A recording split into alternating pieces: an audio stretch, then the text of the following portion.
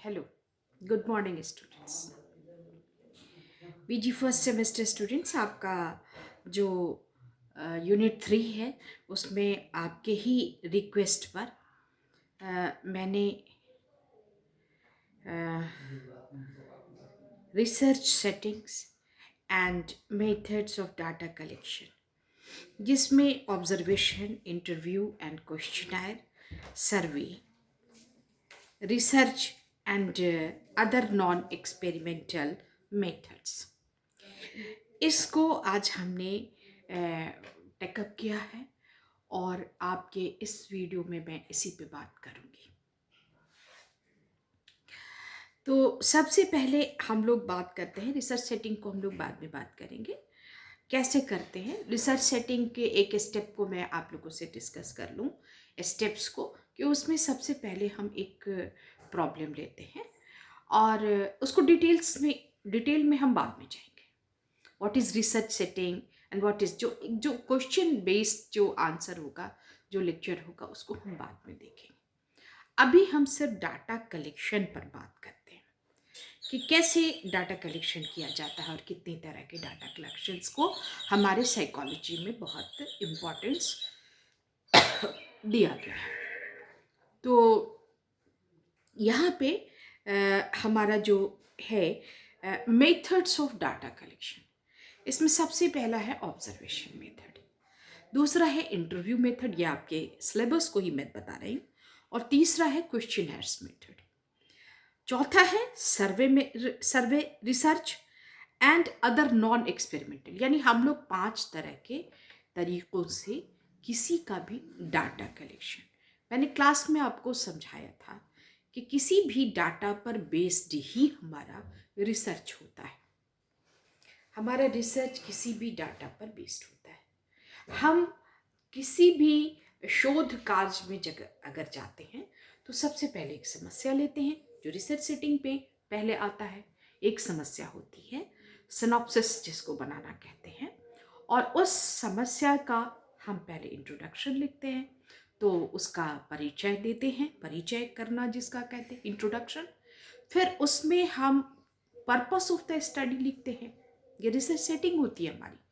और purpose of the study लिखने के बाद हम उसमें डिफरेंट स्टेप्स से होकर गुजरते हैं और पर्पस ऑफ द स्टडी होती है। फिर प्लानिंग हम करते हैं, हाइपोथेसिस करते हैं, फिर मेथडोलॉजी हम क्या यूज़ करेंगे, टूल्स हम क्या यूज़ करेंगे, किस टूल पर हम अपना किस तरह से हम, और तब आता है कि डाटा कलेक्शन भी हम किस तरह करें। तो उसमें डाटा कलेक्शन के 5 टेक्निक्स मैंने आप लोगों को पढ़ना है आपको, तो उस पर हमने बात की। तो अब उसमें सबसे पहला जो डाटा कलेक्ट करके हम लाते हैं, डाटा जिस एरिया को हम सिलेक्ट करते हैं कि वहाँ पे हमको उसी का हमको स्टडी करना है। अब जैसे आपको एडोलेसेंट का एरिया आपको सेलेक्ट करना है, तो एडोलेसेंट में कौन सा, अर्बन, रूरल, तो हम अपने ऑब्जर्वेशन को, यानी कलेक्शन ऑफ डाटा में ऑब्जर्वेशन मेथड को अगर हम ले रहे हैं, तो ऑब्जर्वेशन मेथड में हम किन लोगों को, ये भी एरिया ऑफ सैंपल सिलेक्शन भी हम निश्चित कर देते हैं। तो इस पे हम लोग बाद में बात करेंगे। अभी आपको हम ले जाते हैं कि observational method, what is observational method in the field of psychology. Observation एक ऐसी विधि है फॉर कलेक्टिंग रिसर्च डाटा, ये एक विधि है, ये पहली विधि है ऑब्जर्वेशन। ऑब्जर्वेशन यानी कि आप सर्वेक्षण करते हैं, ऑब्जर्वेशन करते हैं, रिसर्च डाटा के लिए बहुत ज़रूरी है अवलोकन करना, हिंदी में इसको अवलोकन विधि कहते हैं। आ, ये इसमें क्या आता है कि हम जो पार्टिसिपेंट्स हैं, यानी जो हमारा एरिया ऑफ सैंपल है, उसको हम पार्टिसिपेंट्स भी बोल सकते हैं। मैंने क्लास में आपको समझाया था, जैसे हम सैंपल जितना चाहें बड़ा कर सकते हैं और जितना चाहें छोटा कर सकते हैं। अच्छा, एक बात यहाँ पे मैं स्पष्ट कर देना चाहती हूँ कि normal probability curve, NPC curve, जो है, जिसको हम बाद में फिर आपको डिटेल्स में बताएंगे कि व्हाट इज़ एनपीसी। आपको मैंने नॉर्मल प्रोबेबिलिटी कर्व आप देखिए। आप लोग इंटरनेट के एज के हैं, जो वर्ड आपको समझ में ना आए उसको आप व्हाट्सएप पे डालिए, हम आपको उसको फिर से इलेबोरेट करेंगे, समझाएंगे। लेकिन उसका क्या है कि एनपीसी पर वही बेल शेप कर्व आता है। जो सैंपल जितना बड़ा होता है, बेल शेप्ड कर्व उतना ही अच्छा बनता है। बेल शेप यानी घंटाकार जो कर्व है, वक्र रेखा है, वो उतनी ही अच्छी बनती है। लेकिन हमारे हाथ में है कि हम किस तरह की स्टडी करना चाहते हैं। छोटी स्टडी से काम चल सकता है, बड़ी स्टडी की ज़रूरत है, बहुत लार्ज सैंपल को लेके हम काम करना चाहते हैं, या बहुत छोटे। जनरली किसी भी रिसर्च वर्क में 200 से 300 तक के बीच का सैंपल सिलेक्शन किया जाता है, और तब डिफरेंट वेरिएबल्स पर उनका ऑब्जर्वेशनल मेथड या जो appropriate method according to the requirement, जैसी हमको ज़रूरत है उसके हिसाब से हम डाटा का उस मेथड का, डाटा कलेक्शन मेथड का, इंटरव्यू के लिए अगर ज़रूरत है तो इंटरव्यू मेथड देते हैं। ऑब्जर्वेशन से अगर काम चलता है तो हम ऑब्जर्वेशनल मेथड देते हैं। तो इस तरह से हम काम करते हैं, और according to the requirement of research हम सेटिंग करते हैं कि कौन से, जैसे आपका जो मेथड्स है वो मेथड्स में आपको इंटरव्यू मेथड है, ऑब्जर्वेशन मेथड सबसे पहला, दूसरा इंटरव्यू मेथड है, तीसरा, और उसके बाद से क्वेश्चनर मेथड है, सर्वे मेथड है, एंड अदर एक्सटर्नल मेथड्स जो हैं आपके, उनको भी हम अपने according to the requirement of research हम उन सबों को अपने साथ लेकर चलते हैं। That's all. इतनी तो बात आपको समझ में आ गई। अब हम लोग ऑब्जर्वेशन मेथड की बात करेंगे। हम ऑब्जर्वेशन में किस तरह की, what types of observation method जो है हम करते हैं। तो एक तो होता है कि कंट्रोल्ड, मैंने आपको कल क्लास में बताया था कि कंट्रोल्ड मेथड होता है। दूसरा जो है अनकंट्रोल्ड मेथड होता है। हमको पता होता है कि हम जो है ओवर्ट एंड कवर्ट मेथड जिसको बोलते हैं, तो इसमें पता होता है इस जो सैंपल है कि हमारा ऑब्जर्वेशन हो रहा है। तो इसमें कंट्रोल्ड ऑब्जर्वेशन, हम एक खास परिस्थिति में हम बच्चों को रखते हैं, या जिसको भी हमारा जो सैंपल है उसको बूढ़े लोगों पर, एजिंग पीपल पर करना है, तो हम उसके लिए उनको एक खास मेथड में उनकी बातचीत करके, उनको समझ के, उनको बातों को में उलझा के या किसी तरह से भी करके हम करते हैं। तो उनको एक कंट्रोल्ड मेथड होता है, दूसरा नेचुरलिस्टिक मेथड होता है। ऐसा इन्वायरमेंट जो एकदम नेचुरल हो, आपको पता नहीं, you will involve, you will mix your self among the sample, जो आपका सैंपल एरिया है उसमें आप अपने को मिक्स कर देते हैं। तो नो वन नोज कि आप ऑब्जर्व किए जा रहे हैं, या आपका कुछ भी किसी तरह का कोई डाटा चल रहा है, चाहे कुछ भी जिन क्वेश्चंस है आप उनसे पूछा, फला आदमी ने आपका नाम क्या है, ये हम एक्चुअली हम लोग ये काम कर रहे हैं, कुछ भी नहीं बताते, कुछ भी नहीं बताते। नेचुरलिस्टिक एक मेथड होता है, और उसमें कंट्रोल पे छोड़ दिया। किसी नेचुरलिस्टिक को आप समझिए एक पार्टिसिपेंट मेथड होता है। पार्टिसिपेंट यानी हम भी उसमें ज्वाइन कर रहे हैं, रिसर्चर भी हम ही हैं और हम भी ज्वाइन कर रहे हैं। और एक तरीका ये होता है कि सिर्फ हम छोड़ देते हैं, देख रहे हैं एक आदमी को मुस्तकिल इसमें कि ये क्या, किन कंडीशंस में वो किस तरह से बिहेव करता है, किन कंडीशंस में वो किस तरह से बिहेव करता है, और उस हिसाब से उसके बिहेवियर का हम एनालिसिस करते हैं और उसको एज सैम्पल उसके बारे में रिपोर्ट्स तैयार करते हैं। तो एक तो ये तरीका है। तो और एक पार्टिसिपेंट है, हम बन गए उसके। तो 3 वेज आपको हमने बताया। अब आपको हम 3 वेज कुछ लोगों का मानना है, तो उसके बाद से हम आपको 4 टाइप्स ऑफ ऑब्जर्वेशन की बात करेंगे। कंप्लीट ऑब्जर्वर आप बन जाइए। जैसे किसी रिसर्च में, किसी इंटरव्यू में, किसी रिसर्च में आपको कंप्लीट ऑब्जर्वर बना दिया जाता है। एक कमरे में आप बैठे हैं शीशे के अंदर और एक वीडियो चल रहा है कहीं का, और एक पर्टिकुलर 3-4 लोगों को आपको कर दिया है कि आप इन्हीं को देखिए, एंड एनालिसिस, साइकोलॉजिकल एनालिसिस बना के आप इनका दीजिए। तो इसमें कंप्लीट ऑब्जर्वर के रूप में आप काम कर रहे हैं। ऑब्जर्वर एज पार्टिसिपेंट, यहाँ पे थोड़ा सा चेंज किया गया है। पहले मैंने 3 तरीके बताए, कंट्रोल्ड, नेचुरलिस्टिक एंड पार्टिसिपेंट। अब यहाँ पर कुछ लोगों का ये भी मानना है 4 तरह के ऑब्जर्वेशनल मेथड्स हो सकते हैं। तो उसमें complete observer, observer as participant और पार्टिसिपेंट एज ऑब्जर्वर उलट दीजिए, and complete participation.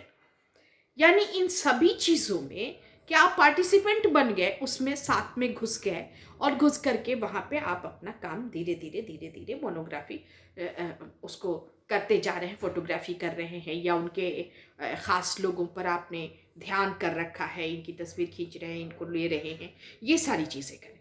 Participant as observer आप हो जा रहे हैं, या ऑब्जर्वर एज पार्टिसिपेंट हो जा रहे हैं। आप उसमें मतलब दोनों ही तरीके में आप इंटर कर जा रहे हैं ग्रुप के साथ। तो ये 4 तरीके भी बताए गए हैं 2015 में, 4 टाइप्स ऑफ रिसर्च ऑब्जर्वेशन की। और उसके बाद 6 मेथड्स की भी बात हम करें। कुछ लोग 6 मेथड्स भी बताते हैं। इसमें टेस्टिंग मेथड है, ऑब्जर्वेशन में टेस्ट, आप एक ने एक कंट्रोल्ड सिचुएशन लिया, उसमें एक टेस्ट दे दिया, और टेस्ट देने के बाद आपको कहा कि आप लोग इस टेस्ट को भरिए, एक क्वेश्चनर बना लेते हैं और उसको भरिए, और उसमें एक स्कोर सिस्टम है, स्कोर सिस्टम करके आप उसमें काम करते हैं। तो ये testing method use by test, और ह्यूमन बिहेवियर को टेस्ट करने का बहुत सारा टेस्टिंग मेथड्स बना हुआ है, बहुत सारा क्वेश्चनर्स बने, बहुत सारे टेस्टिंग मेथड्स बनाए हुए हैं। अब जैसे आपको क्विज कॉन्टेस्ट करा लिया, जिसने हाई स्कोर किया उसको ले लिया। अब आपको पॉलिटिकल मतलब पॉलिटिक्स, इंडियन, आपको पॉलिटिक्स से कुछ लोगों के लिए कुछ लोगों को सिलेक्ट करना है, तो उनके व्यूज़ लिखने के लिए आप 50 वर्ड में बोल दिया कि आप लिख दीजिए कि कैसे आप, अगर if you become one day chief minister of Bihar, तो आप उसमें भी इस तरह से भी कर सकते हैं, टेस्ट ले लेना। और दूसरा है case study method.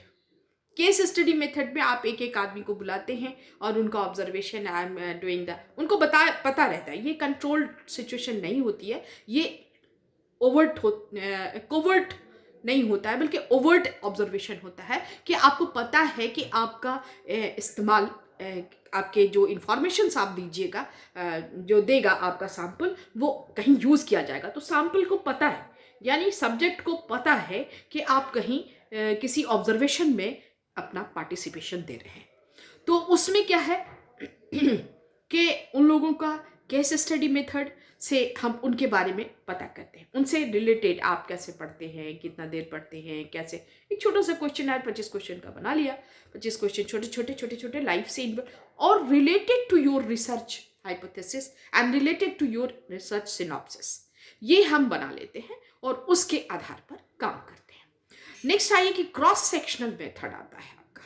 Cross section method, observe participants over a long period of time, cross sectional method. आज उस ग्रुप को, यानी 100 लोगों को, आपने 100 लड़कियों को आज ऑब्जर्व किया, ठीक है।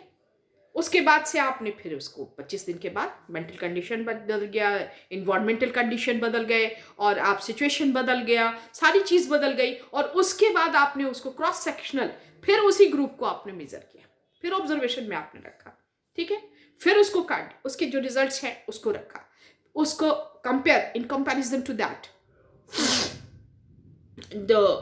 जो आपने पहले किया है प्रीवियस रिजल्ट पर, आप उनका एक वो आपने 2 महीने के बाद कर ली। 2 महीने के बाद फिर आपने उसी ग्रुप को किया। एक बॉयज़ का 100 का ग्रुप है, एक गर्ल्स का 100 का ग्रुप है, जिसको आप 2 मंथ्स के एक ही क्वेश्चनर पर 2 महीने के डिफरेंस पर कर रहे हैं। कौन सा स्टेबल पर्सनालिटी, कौन इंट्रोवर्ट है, एक्सट्रोवर्ट है, बहुत तरह के पर्सनालिटी फैक्टर्स हैं जिसके बारे में, इंटरवीनिंग वेरिएबल्स हैं। अगर आप उस 6 महीने के अंदर में अगर आपके किसी सब्जेक्ट को जॉब हो जाती है, तो उसका आंसर देने का तरीका बिल्कुल बदल जाएगा। तो ये जो मेंटल सेट पर है, ये क्रॉस सेक्शनल जो हम करते हैं, इसमें ये बहुत बड़ी चीज़ है। ये इसमें but it takes lots of time, बहुत लंबा वक्त लेता है। और नेचुरलिस्टिक नेचुरलिस्टिक ऑब्जर्वेशन मेथड, यानी आप उनको छोड़ दीजिए, उनको आप ऑब्जर्व करते रहिए। 100 लोगों को हॉस्टल में डेली जाना, इसमें हॉस्टल में रह के काम करना पड़ता है, और हॉस्टल में रह जाइए, ऑब्जर्वेशन करते जाइए, वे girl is doing what, how they behave in the morning, how they behave in the dining room, and during the lunch time, during the, तो इस तरह से बिहेवियर का हम ऑब्जर्वेशन करते हैं। अब है एक लेबोरेटरी मेथड। साइकोलॉजी एक एक्सपेरिमेंटल साइंस है, तो लेबोरेटरी मेथड की भी बात की जाती है यहाँ। वहाँ पे लैब में कुछ खास किस्म का एपरेटस देके आपसे काम करवाया जाता है, और उसके बाद लॉन्गिट्यूडनल मेथड है। तो ये 6 सेट हैं जिसमें ऑब्जर्वेशन मेथड आपका चलता है, और 3 टाइप्स हैं। ऑब्जर्वेशन मेथड के 2 बहुत ही मुख्य मेथड्स हैं, उनको भी हम आपको बता देते हैं। वो है observations involve the measurements and estimate that yield quantitative method and qualitative method.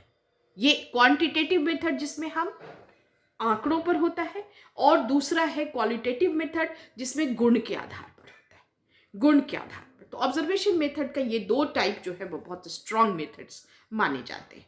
तो मैंने आपको बहुत तरह के मेथड्स ऑफ ऑब्जर्वेशनल मेथड के, बहुत तरह के आपको मेथड्स बताए हैं डाटा कलेक्शन करने के।